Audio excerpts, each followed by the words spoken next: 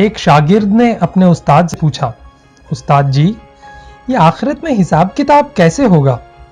استاد نے ذرا سا توقف کیا، پھر اپنی جگہ سے اٹھے اور سارے شاگردوں میں کچھ پیسے بانٹے۔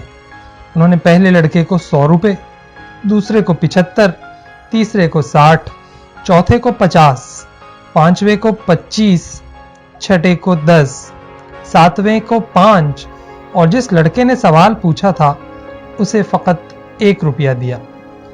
شاگرد بلا شبہ استاد کی اس حرکت پر دل گرفتہ اور ملول تھا۔ اسے اپنی توہین محسوس ہو رہی تھی کہ استاد نے آخر اسے سب سے کمتر اور کم مستحق کیوں کر جانا۔ استاد نے مسکراتے ہوئے سب کو دیکھتے ہوئے کہا، سب لڑکوں کو چھٹی، تم سب لوگ جا کر ان پیسوں کو پورا خرچ کرو۔ اب ہماری ملاقات ہفتے والے دن بستی کے نان بائی کے تنور پر ہوگی۔ ہفتے والے دن سارے طالب علم نان بائی کے تندور پر پہنچ گئے، جہاں استاد پہلے سے ہی موجود سب کا انتظار کر رہا تھا۔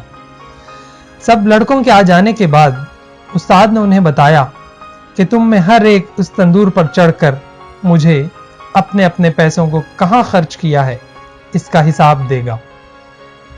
پہلے والے لڑکے جسے 100 روپے ملے تھے کو دہکتے تندور کی منڈیر پر چڑھا کر استاد نے پوچھا، بتاؤ میرے دیے ہوئے 100 روپے کیسے خرچ کیے تھے؟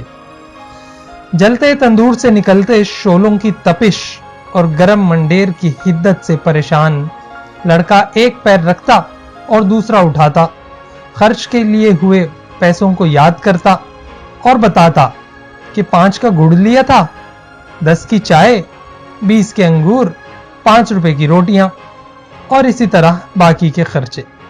لڑکے کے پاؤں حدت سے جل رہے تھے تو باقی کا جسم تندور سے نکلتے شعلوں سے جھلس رہا تھا، حتیٰ کہ اتنی سی دیر میں اسے پیاس بھی لگ گئی تھی اور الفاظ بھی لڑکھڑانا شروع کر دیے تھے۔ بمشکل حساب دے کر نیچے اترا، اس کے بعد دوسرا لڑکا، پھر تیسرا اور پھر اسی طرح باقی لڑکے، حتیٰ کہ اس لڑکے کی باری آن پہنچی جسے 1 روپیہ ملا تھا۔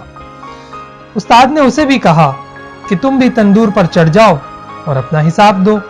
لڑکا جلدی سے تندور پر چڑھا، بغیر کسی توقف کے بولا کہ میں نے 1 روپے کی گھر کے لیے دھنیا کی گڈی خریدی تھی، اور ساتھ ہی مسکراتا ہوا نیچے اتر کر استاد کے سامنے جا کر کھڑا ہو گیا، جبکہ باقی کے لڑکے ابھی تک نڈھال بیٹھے اپنے پیروں پر پانی ڈال کر ٹھنڈا کر رہے تھے۔